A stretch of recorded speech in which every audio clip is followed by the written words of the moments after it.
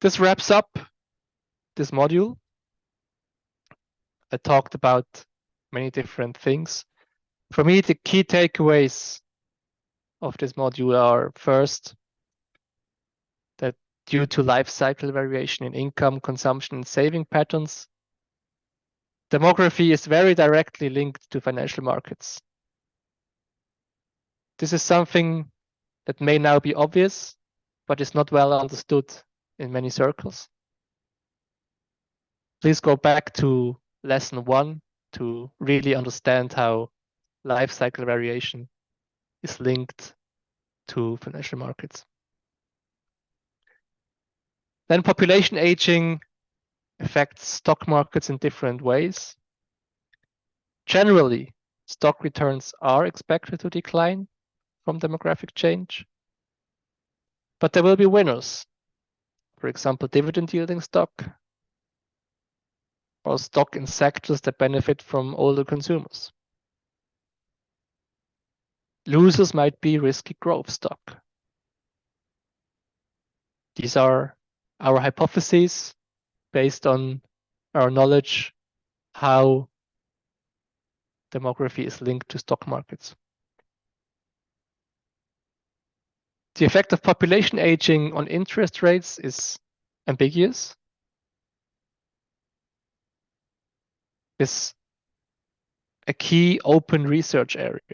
So more research is needed to really understand consequences of future population aging on interest rates.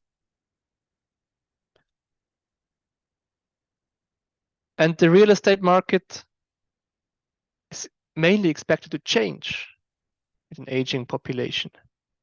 Maybe not so much crash or generally decline in prices, but it's expected to change. Particularly smaller age-appropriate apartments will be in higher demand, and single-family homes will most likely lose in attractiveness because there are less families.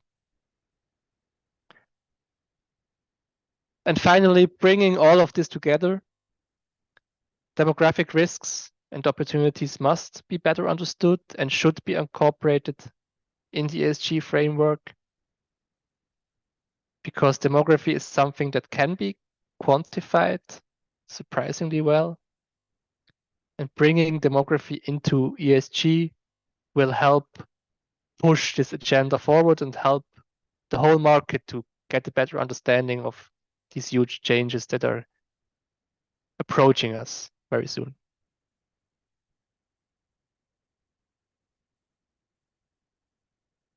A brief remark on the further reading list.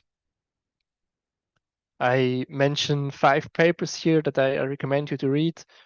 If you're short on time, please focus on paper number 1. This is our own paper, which is really going more in depth on everything I talked about in this module.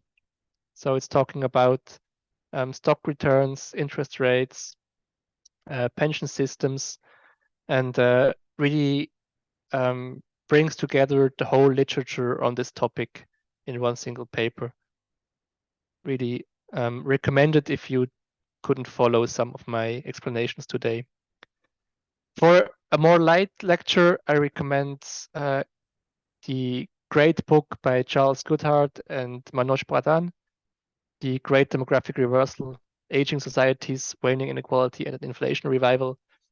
Very well written book that goes into many of the topics I discussed today, maybe in a even more approachable way with many examples. It also goes into further topics such as, for example, inflation. How is inflation linked to demographic change?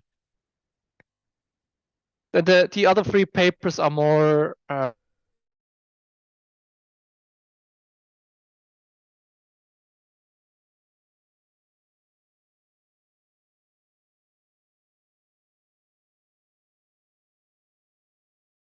Ian Mason or the NTA group, the National Transfer Account group, that calculates generational transfers for almost every country on Earth.